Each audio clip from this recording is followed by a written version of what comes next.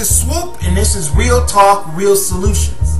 The first thing I want to say is I'm not talking about all black mothers. We all know there's some good black mothers out there that are teaching their kids morals and values, that are doing the right thing. But there's too many dysfunctional black mothers out there. There's too many sorry-ass black mothers out there, and they should be called out for who they are. There's a woman by the name of Nicole Prince. This woman has been starving her daughter to death. She's been locking her 10-year-old daughter in the closet and starving her. The police found this 10-year-old girl in the closet, and she only weighed 30 pounds. This woman has been neglecting this child. And the police asked her why was she starving her child. She said the reason why she had so much hatred towards her daughter is because she hates the baby's father. She's basically taken the hatred that she has towards the baby's father and she's taking it out on that child. And I think this is completely wrong. This is what I see a lot of women doing. Whatever problems you have with the baby's father, you should never take that out on the child. The child has nothing to do with what the father may have done. A lot of women need to stop taking their frustration out on the children. And a lot of black women, they need to start being accountable for their own actions. There is no excuses for you to neglect a child. And then you see in other cases of women shooting and killing their kids over some altercation that you had with the baby's father. I mean, this has been going on for far too long. There needs to be more accountability with black mothers. There needs to be more accountability with black fathers. I think this is a two-way street. There needs to be equal responsibility with both genders. I've done videos criticizing the irresponsible fathers. I've done videos criticizing the irresponsible mothers. But there is no excuses for somebody to neglect a child. No matter what problems you have towards your baby's mother or your baby's father, there is no reason for any person to neglect children. Tanya Thomas is another dysfunctional mother. This is the woman in Florida that shot and killed her 4 kids. You're seeing a lot of cases of this all over the country of women killing their kids, stabbing their kids. There's no excuses for this. There is no excuses for any woman to kill their own children, to neglect their own children. Black mothers need to start being accountable for their own actions. Stop taking your frustration out on the children. Stop taking all the anger that you have towards the baby's father and putting it on those children. Kansas City mother faces multiple charges for locking her young daughter in a closet. That is first on Fox. We're learning new details about the story tonight. Yeah, police rescued the little girl yesterday in a small closet in her own urine and feces.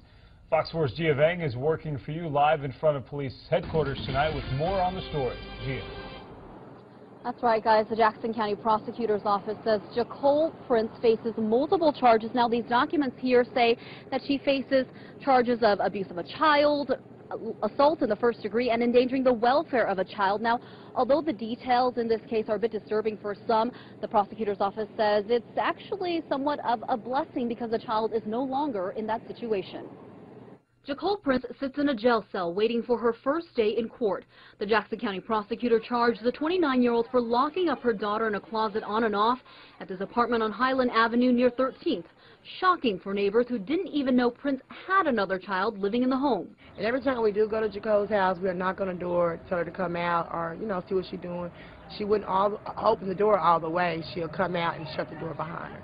Police say the 10-year-old girl, only named as LP in documents, was found Friday after someone anonymously tipped off authorities through the child abuse hotline. Documents reveal LP weighed just 32 pounds, severely malnourished. She told police she didn't get to eat every day. She never gets to go outside to play and would oftentimes use that closet, about 3 by 6 in space, as her bathroom. We know it not to be normal. We know it to be completely atrocious, and in fact, so does the suspect in this case, who also admitted to knowing that she treated her differently and that she probably should not have kept her in the closet. Prosecutor Jean Peters-Bakers says it's unclear how long or how often LP was treated this way, but she says LP is expected to get better. She was very, very cooperative with the police. She let them know she really does not want to go back home. Back home, some of Prince's neighbors are furious, knowing that for the 5 years Prince lived there and allowed her other 2 daughters to play with the other kids, another child in that home needed their help. You know, knowing that I live in the middle of where the little girl was, and it's heartbreaking. Prince's other 2 children, a 2- and an 8-year-old, are in protective custody tonight. Now, coming up at 10, the father of those children, Marcus Benson, has not been charged in this case. And neighbors say he must have known something, though, since he was there quite often. More on what he had to say.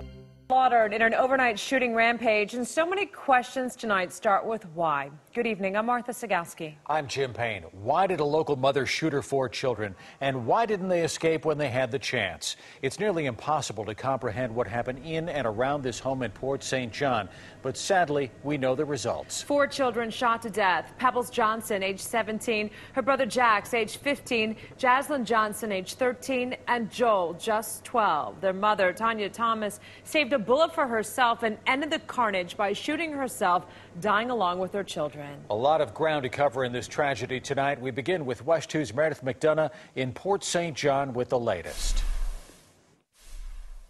Deputies say this is the home where it all began. A mother shoots and kills her 4 children, including herself. Now tonight, friends of the teenagers, they are bringing candles and flowers, and simply put, they are just in shock and devastated. I talked to him last night. It doesn't seem real that he's gone. Classmates of Jax Johnston barely noticed the rain as they came and stared in disbelief at the scene of this horrific crime. The friend they had talked to just hours earlier is now dead, as are his sisters, his brother, and his mom. Deputies offer this tragic chain of events. 4 a.m., Tanya Thomas sends a text message to a friend saying she wants to be cremated and buried with her children. That friend slept right through it. Minutes later, neighbors hear several gunshots. Suddenly, Pebbles, Jaslyn, and Joel appear at their house, claiming they've been shot. The neighbors grab a towel to stop the bleeding. Soon, Tanya walks out of her home and tells the children to come back home. I cannot comprehend a parent doing this to their children, particularly after they leave, calling them back in, so to speak, calling back into the slaughter. The neighbor claims the children returned home in a matter-of-fact manner. Pebbles collapsed right there in the front yard. Joel and Jaslyn go back inside the house. 4:50 a.m., deputies arrive at the house and hear 3 gunshots. It appears these children were all killed probably either before or at the time the deputies arrived. They hear another shot at 5 a.m. At 5:26, they hear a final shot, likely Thomas taking her own life. Word quickly spreads about the tragedy. After we found out who died at her school, no one really wanted to talk, and it was just really hard to digest what really happened and how it happened. The Brevard County Sheriff's Office says they are still investigating and trying to figure out why Tanya Thompson allegedly pulled the trigger and killed all 4 of her children. Now, there will be a prayer vigil held tomorrow night at the First Baptist Church. It's one of those cases that makes us all want to call home and check on our families. That's how Baltimore police described the horror of what happened this week at social services in East Baltimore after a mother became upset for some reason and stabbed her 8-month-old daughter during a supervised visit. Good evening, everyone. I'm Ron Daniels. And I'm Donna Hamilton. That is our big story tonight. Police say that the baby's mother, Kenesha Thomas, stabbed her daughter with the kitchen knife that she pulled out of her handbag. Now, the fact that Thomas even had the knife raised many questions about security at that facility. 11 News reporter Kai Reed is live in East Baltimore. She has a closer look at this sad story. Kai? Well, the baby was stabbed 5 times in the head, neck, and chest. Fortunately, she's expected to survive, but workers describe a horrific scene that some think could have been prevented. The police report describes a visit that went from relatively calm to absolutely terrifying. Kenesha Thomas went to the social services office on Biddle Street in East Baltimore for a supervised visit with her 8-month-old daughter named Pretty Diamond. 25 minutes into the meeting, the social services rep says Thomas complained about her daughter's care, pulled a kitchen knife out of her purse, and started stabbing the baby repeatedly.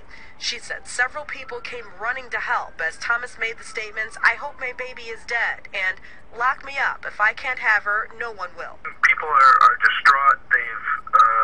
We've mentioned that security is an issue and a concern of the employees. Patrick Moran, the director of AFSCME Maryland, the union that includes social service workers who were present at the time of the incident, feels that state cuts to public service have led to inadequate security at the office on Biddle Street and many others. It's been this diet of cuts over the last 10 years that is cutting the level of people doing the amount of work that needs to get done. And when you reduce that, there are going to be lapses in things such as security and oversight, etc. Security at the office is handled by a third-party private contractor. The report doesn't detail the procedures followed, but Moran says Thomas should have gone through a purse search and a metal detector. Fewer people are doing more work.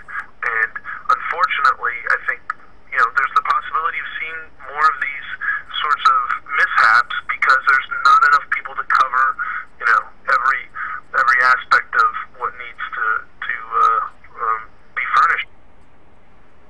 Now, the doomsday budget reduces state agency operating expenses by 8%. Patrick Moran predicts that will mean even more security cuts. We did not get a return call from the company that does security at the facility. As far as Thomas is concerned, she's charged with attempted murder and is being held without bail. Reporting live in East Baltimore, Kyrie, WBA. News, the Weekend Report in high definition. Hello, Katiana. Thanks for joining us. I'm Doug McDermott, and this is the Weekend Report. Well, neighbors and family members are mourning today for a tragedy that occurred late last night in the town of Rayne. Fire quickly demolished a mobile home, leaving several fatalities in its wake. TV 10's Aaron Nicole joins us live in the studio with more. Aaron. Well, tragedy is right, Doug. Both the police and fire departments in Rayne responded to the call of a house fire just before midnight. But what they discovered when they arrived on the scene has been burned into the minds of many. 4 lives lost and a mother facing 4 counts of negligent homicide. Well, she was always leaving her kids alone and just leaving them home, letting them run around. This was the scene late last night as flames completely destroyed this mobile home in the 1500 block of Edith Street in Rayne. It's hurting right now. Because now, it hurt me because I wouldn't want to see my child home alone, 26-year-old Shaquita McDade wasn't home at the time of the blaze. Her children, ages 2, 5, 7, and 8, were home and tragically didn't survive. I took them as, family, and I cared about them. In the light of day, things look much different, but neighbors say they are still in shock from last night's events. See that I was just with them 2 weeks ago. I see them back here every day. They're good kids, but I know they're in a better place. My sister been here living for maybe 3 weeks, and that I know of, her kids was always alone. The event has served as an eye-opener for neighbors and especially mothers. It makes me want to be closer to my son, make me want to be closer to him at all times, because no child deserves that. The Acadia Parish Coroner's Office and the Louisiana State Fire Marshal are also assisting in the investigation. The cause of the fire is still unknown. Reporting in the studio, I'm Aaron Nicole. We have new details on that house fire in Rayne that left 4 children dead west of Lafayette. Police have upgraded the charges against their mother, Shaquita McDade, to second-degree murder. Officers initially charged her with negligent homicide. However, when investigators found out where McDade was the night the fire broke out, they raised the charges. To know that the mother was out in the nightclub, instead of attending to her responsibility and making sure the safety of these children, as it's tough on the heart to know that these kids didn't have a fighting chance. The neighbors say they told police on Friday night McDade had left the children home alone, but the youngsters were released back to their mother on Saturday, hours before that fire killed them.